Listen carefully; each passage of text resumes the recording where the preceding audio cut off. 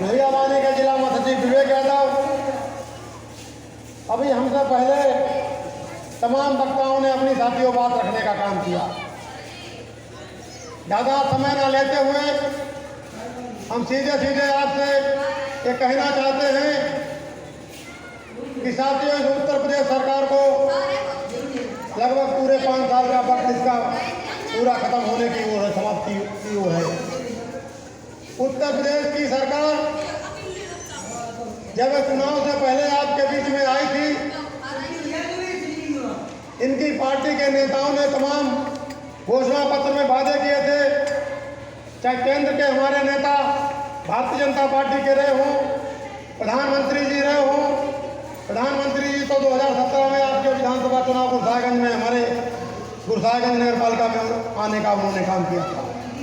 चाहे देश के गृह मंत्री अमित शाह हों, चाहे भारतीय जनता पार्टी के वरिष्ठ नेता रहे हों, उन नेताओं ने उत्तर प्रदेश में चुनाव से पहले 2017 के चुनाव के समय में उन्होंने किसानों से वादा किया था। उन्होंने किसानों से कहा था कि भारतीय जनता पार्टी की जब प्रदेश में सरकार आ जाएगी तब किसानों की आय को दोगुना करने का उन्होंने वादा आपके बीच में साथियों किया था कि नहीं किया था? मैं पूछना चाहता हूं, यहाँ सारे लोग किसान काश्तकार लोग बैठे हैं, क्या आपकी आय, गेहूं की आय क्या दोगुनी हुई? क्या मक्के की आय आपकी दोगुनी हुई? धान की कीमत क्या दोगुनी हुई? आलू की कीमत क्या दोगुनी हुई आपकी? नहीं हुई। लेकिन साथियों, जो किसान खेती में अपनी इस्तेमाल करने वाली, चाहे दवाई का इंतजाम करता हो, चाहे वो खाद का इंतजाम करता हो, खाद पे कहा था सब्सिडी देंगे, छूट देंगे, आज यूरिया की बोरी महंगी कर दी, डीएपी एनपीके की बोरी महंगी कर दी। आय को दोगुना नहीं किया, लेकिन डीजल दोगुने कर दिए, पेट्रोल दोगुना कर दिया। घरों में महिलाएं रसोई गैस से चूल्हा बनाती, चूल्हे का इस्तेमाल करती हैं, गैस का इस्तेमाल करती हैं। 400 रुपये का सिलेंडर इस भारतीय जनता पार्टी की सरकार में आज 900 रुपये साथियों सरकार ने करने का काम किया कि नहीं किया? मैं आपसे पूछना चाहता हूं। प्रधानमंत्री ने कहा था कि उत्तर प्रदेश में सरकार बन जाएगी तो किसानों के सारे कर्जे जो बैंकों में हैं उन कर्जों को माफ करने का उन्होंने वादा किया था आपसे। यहाँ के ग्रामीण इलाके के तमाम लोग बैठे हैं, मैं पूछना चाहता हूँ, यहाँ के किसानों का किसी का बैंकों का कर्जा माफ हुआ? 5-5 लाख रुपया नहीं हुआ। नोटबंदी के समय कहा था कि 15-15 लाख रुपए देंगे, कहा था कि नहीं कहा था? 2014 में कहा था। कितने वर्ष हो गए हैं? आज 21वां वर्ष चल रहा है, 7 साल हो गए, अभी तक 15-15 लाख रुपए पता नहीं काहे में लोड किए हैं, पता नहीं ट्रक में किए हैं, वहाँ पर कि हवाई जहाज में डाले हैं कि ट्रेनों में डाले, यहाँ तक आ ही नहीं पाया।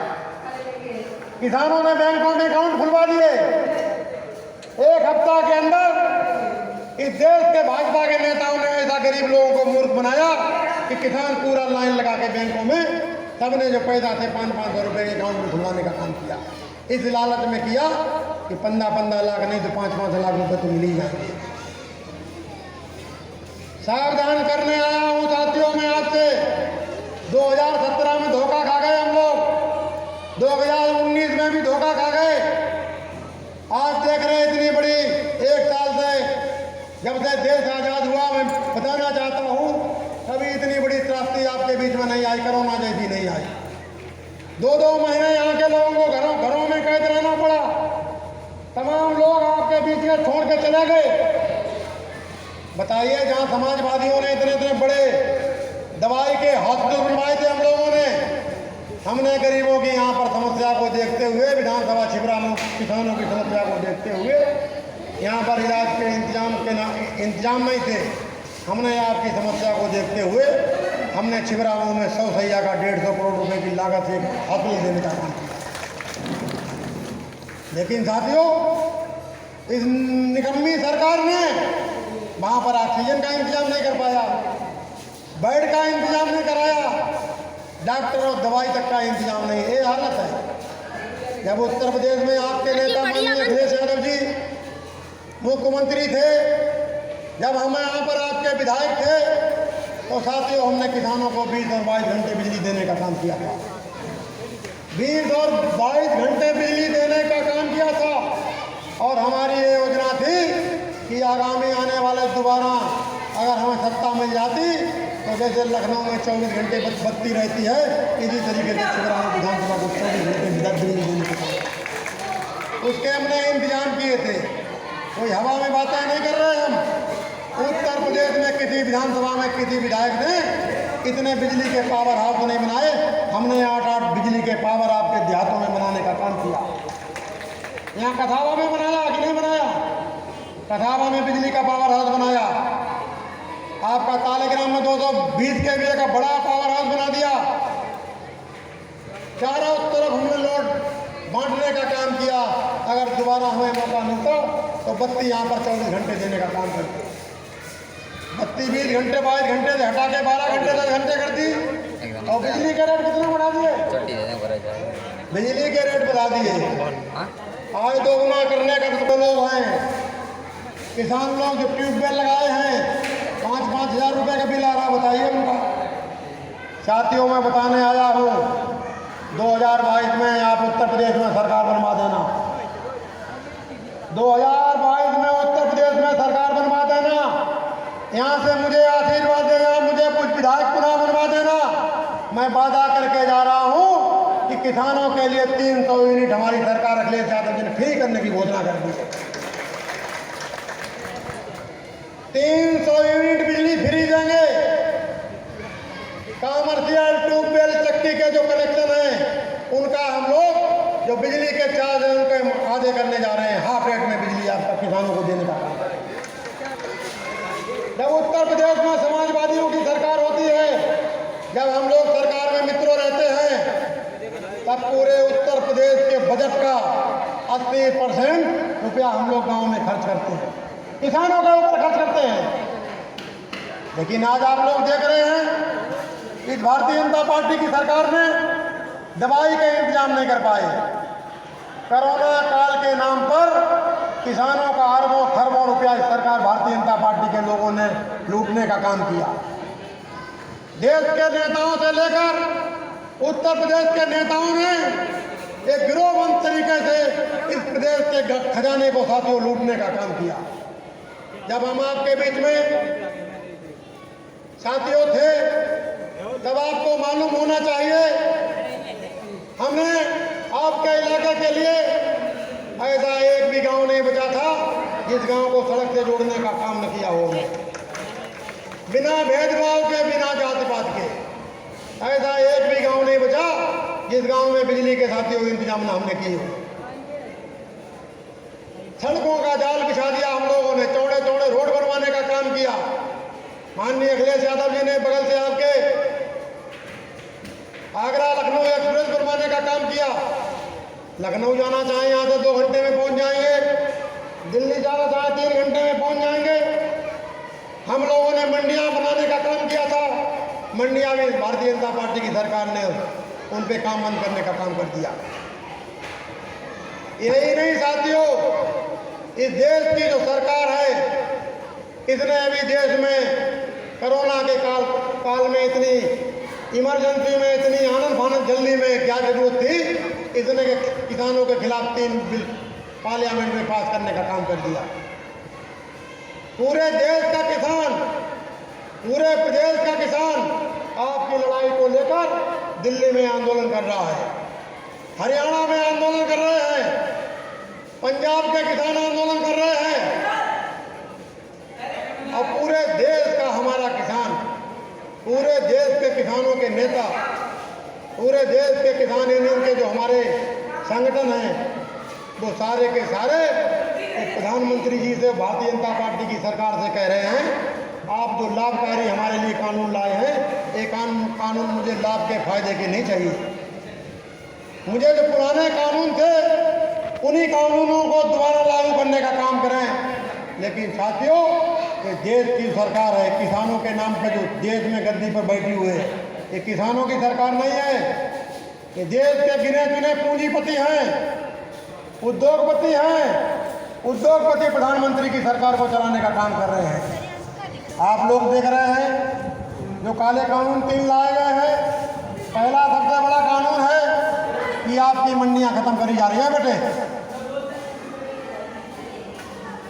आपकी किसानों की मंडियां, छोटी छोटी मंडियां, शिवरा मौजा से मंडी हो गई आपकी, फरुखाबाद मंडी हो गई, मैनपुरी, इटावा, कानपुर की मंडी है। देश के जो बड़े उद्योगपति हैं, अडानी का नाम सुना होगा आप लोगों ने। अडानी का नाम सुना?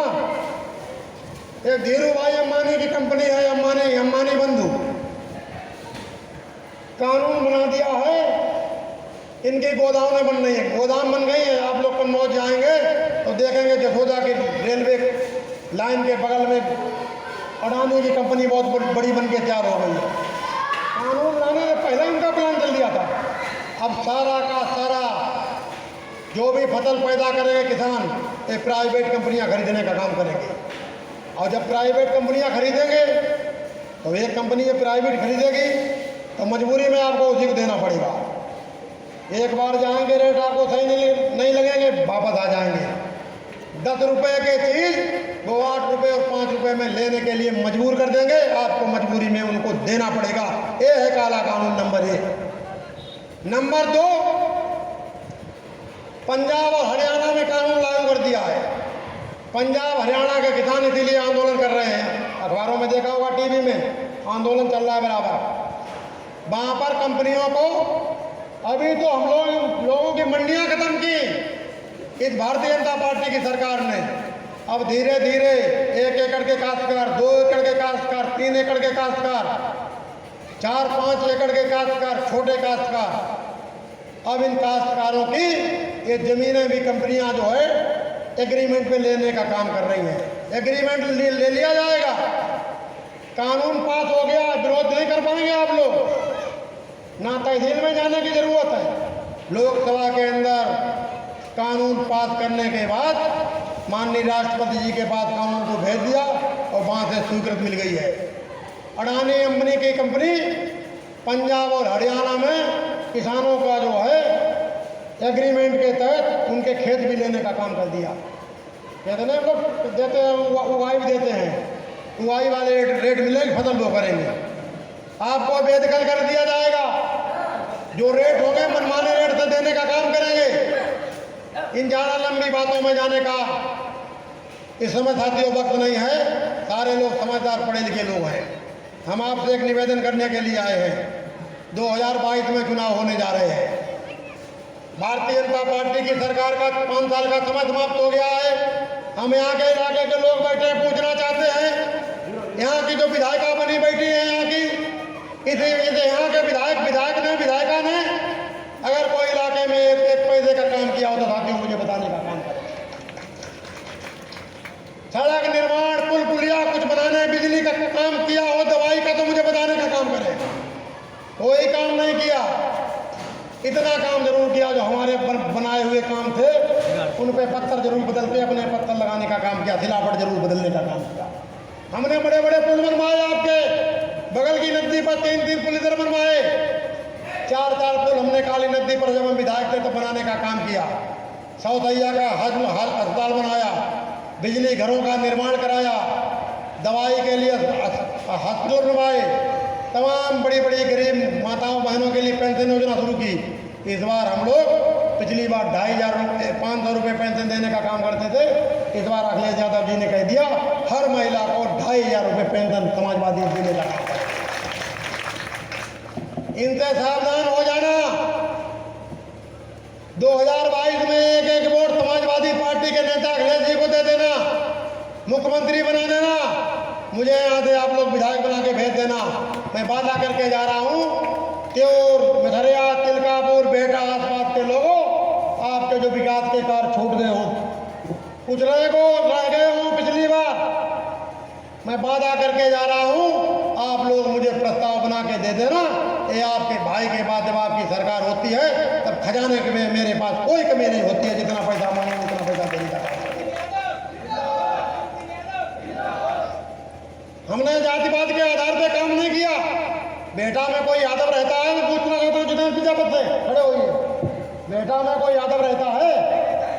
कितना निर्माण कार्य, हर गली को मैंने 1 करोड़ रुपए का काम बेटा मैंने अपनी सरकार में देने का काम किया।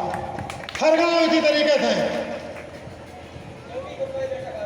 ये जो भारतीय जनता पार्टी की सरकार है, ये धर्म के नाम पर पता नहीं आपके बीच में कौन सा पाखंड छोड़ने का काम करे, मंदिर मस्जिद के नाम पर, हिंदू मुसलमान के नाम पर। इससे सावधान रहने की जरूरत है।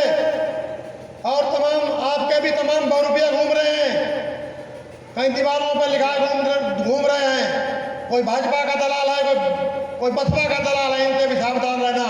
इनसे बहुरूपियों से कह देना यहाँ पर हमारे नेता अखिलेश यादव, अरविंद सिंह यादव हैं, इसके अलावा हम साथियों किसी को नहीं जानते।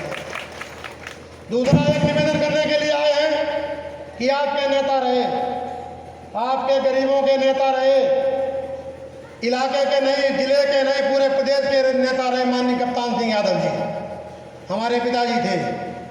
उनकी 9वीं पुण्यतिथि होने जा रही है।